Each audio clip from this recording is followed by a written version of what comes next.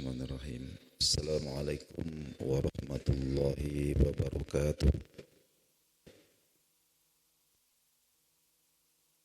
Alhamdulillah wassalatu wassalamu ala sayyidina Rasulillah Muhammad ibn Abdullah wa ala alihi wa sahbihi wa man walah. Amma ba'du. Ma'asyiral muslimin sidang jamaah asar rahimakumullah.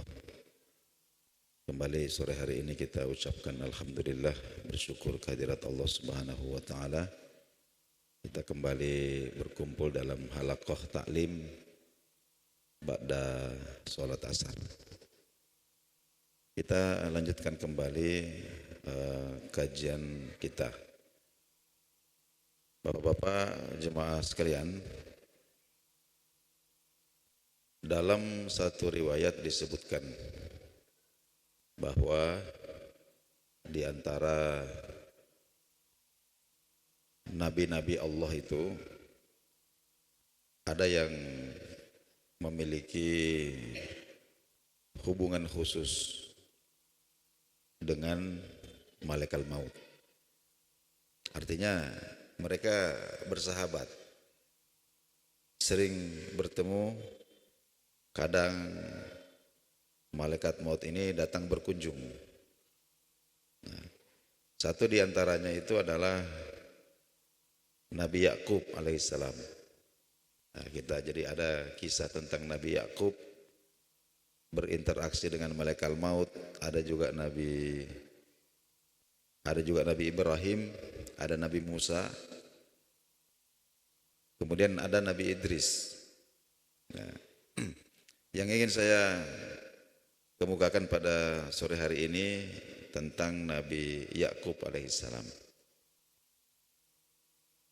Malaikat maut ini kita tahu namanya Israel. Israel ini bahasa Ibrani. Isra itu artinya hamba. El itu ya Elohim, ya Allah gitu. Jadi kalau di bahasa Arab kan sebenarnya Israel itu Abdullah. Ya, itu namanya malaikat maut itu adalah Abdullah, bahasa Ibraninya Israel atau Israel begitu. Nah, disebutkan bahwa Nabi Yakub dengan Israel ini sama-sama namanya. Yakub ini juga namanya Israel. Makanya anak cucu turunnya itu namanya adalah Bani Israel. Israel itu Nabi Yakub alaihissalam. Artinya Abdullah, orang yang banyak beribadah kepada Allah. Jadi malaikat maut ini namanya Israel. Nabi Yakub ini sendiri juga namanya Israel. Jadi keduanya ini bersahabat, akrab sekali. Ya. Jadi kadang ada momen-momen tertentu kalau Israel datang mengunjungi Nabi Yakub, itu Nabi Yakub tanya, kamu datang ini silaturahim biasa atau mau cabut nyawa? Itu bercanda gitu. Israel kemudian mengatakan, saya datang ini bertamu biasa saja, kangen ingin berbincang-bincang. Kemudian ada satu kesempatan kemudian Nabi Yakub alaihissalam ketika datang Israel ini, beliau mengatakan, saya ini sudah sudah berumur.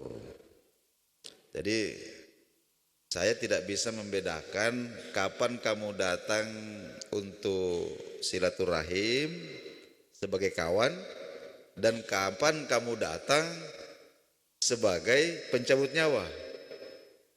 Jadi tolong nanti kalau kamu mau datang sebagai pencabut nyawa, sebelumnya itu kirimkanlah sinyal-sinyal supaya saya bisa ngerti bahwa kedatanganmu kali ini agak berbeda. Maka Israel pun menyanggupi, oke, nanti saya kirimkan 3 tanda. Saya kirimkan 3 tanda, itu akan datang kepadamu. Setelah itu datang, kemudian saya datang, berarti saya datang ini sudah mau cabut nyawa. Kemudian waktu berlalu sampai suatu ketika Israel kemudian datang dan langsung to the point. Saya datang mau cabut nyawa. Saya datang ini bukan sebagai kawan. Saya sebagai malaikat maut ada tugas cabut nyawa. Nabi Yakub kemudian mengatakan, kayaknya ada yang kau lupa.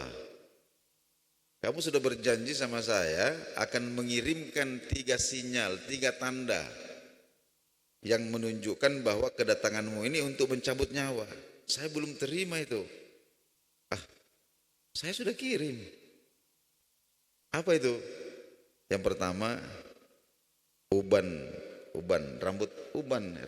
rambutmu yang memutih, itu tanda yang pertama itu. Ya. Rambut yang memutih. Kemudian yang kedua, tandanya adalah banyaknya orang-orang seumuran kamu yang sudah meninggal. Itu kemarin itu tetanggamu itu ada meninggal, itu saya ada di situ. Kemarin tetanggamu meninggal, saya ada di situ. Berapa hari yang lalu itu ada istrimu meninggal, kan saya di situ. Kemudian yang ketiga adalah tubuh yang semakin melemah. Tubuh yang semakin melemah. Jadi akhirnya kemudian kita tahu bahwa malaikat maut kemudian mencabut nyawa Nabi Yakub alaihissalam. Tapi yang ingin saya sampaikan adalah sering kita mendengarkan tentang tanda-tanda kematian itu. Ya, ada memang disebutkan di dalam riwayat disebutkan oleh Imam Ghazali. Kita sering mendengarkan ada yang bercerita tentang 100 hari sebelum kematian, ada tandanya 40 hari, ada tandanya 7 hari, ada tandanya 3 hari sebelum ada tanda tertentu, 1 hari sebelum ada tanda tertentu. Itu disebutkan oleh Imam Ghazali, tapi itu sekali lagi dasarnya bukan hadis. Dasarnya itu adalah tajribah. Tajribah itu artinya pengalaman para ulama. Ya, jadi ada pengalaman-pengalaman tertentu yang kemudian disimpulkan. Tidak apa-apa kita jadikan sebagai wawasan, ya, seumpama 100 hari sebelum kematian itu, ya setelah sholat asar, orang itu tiba-tiba bahagian pusar ini bergetar keras, dan dalam durasi waktu yang lama, kadang sampai orangnya itu menggigil bahkan bisa pingsan, saking kerasnya itu getaran itu. Nah, itu disebutkan bahwa penyebabnya adalah karena daun umurnya itu, ya itu sudah mulai mau jatuh begitu. Nah, kan ada yang dikatakan begitu. Nah, nanti 40 hari sebelum kematian itu, itu ada tanda-tanda kembali, ya ada getaran keras di daerah pusar, tapi waktunya tidak lama. Setelah itu kemudian indera-indera perasa ini mulai berkurang sensitivitasnya. Contohnya di situ dikatakan kalau lidah ini digerak-gerakkan di atas itu rasanya sudah tidak geli lagi. Rasanya sudah tidak geli lagi. Itu 40 hari itu. Ada 7 hari nanti, ada 3 hari. Tapi sekali lagi saya ingin mengatakan begini, bahwa itu adalah berdasarkan tajribah atau pengalaman para ulama. Jadi jangan sampai kemudian kita baca itu, kita tahu itu, lalu kemudian kita jadikan itu sebagai ukuran untuk mengatakan, wah kamu ini sudah, ini tanda-tandamu ini sudah datang ini. Apalagi dalam momen mengunjungi orang sakit umpama. Kamu ditanya-tanya, kamu pernah habis asar tiba-tiba bagian perutmu ini bergetar tidak? Kalau pernah berarti tinggal 100 hari umurmu. Tidak boleh begitu. Ya, sebab apapun yang kita saksikan, ya, kita itu selalu diarahkan oleh Nabi Shallallahu Alaihi Wasallam untuk optimis, untuk optimis. Ya, selalu ada harapan. Nah, sebab itu kan kronologi kematian itu, jadi itu ada riwayat mengatakan begini. Ketika Allah Subhanahu wa taala mengatakan bahwa saya akan menjadikan manusia itu sebagai makhluk yang memakmurkan, meramaikan bumi. Nah, maka ada malaikat kemudian mengatakan, ya Allah, nanti mereka tidak muat. Karena mereka ini cepat sekali berkembang. Kemudian Allah mengatakan, saya akan menciptakan kematian. Saya akan menciptakan kematian. Ya. Lalu kemudian malaikat itu mengatakan, kalau begitu mereka pasti akan putus asa.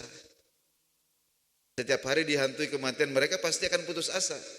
Allah Subhanahu wa taala kemudian mengatakan, tidak, saya akan menciptakan harapan. Jadi ada optimisme. Nah, jadi kadang kita menemui satu kasus umpama. Jadi ada orang yang sudah sakit sekali. Kadang ini terjadi, katakanlah perdebatan. Nah, di tengah keluarga yang ini dibawa ke rumah sakit kah atau dibiarkan saja di sini menunggu mati? Ya, kadang ada yang mengatakan tidak, ini sudah di sini saja karena semua tanda-tanda sudah ada. Tidak boleh begitu. Tidak boleh. Ya, kecuali kalau yang bersangkutan sendiri mengatakan tidak, saya di sini. Nah, itu tidak apa-apa.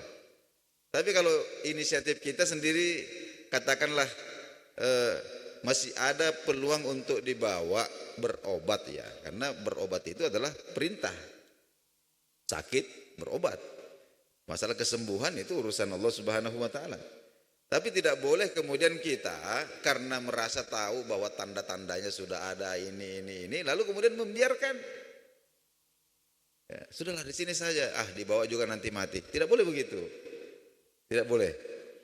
Nah, ini yang penting untuk kita pahami terkait dengan. Nah, kemudian yang selanjutnya, Bapak-bapak, saudara-saudara sekalian, dalam hadis Nabi itu disebutkan bahwa setiap kematian itu pasti karena malaikat maut itu mencabut nyawanya.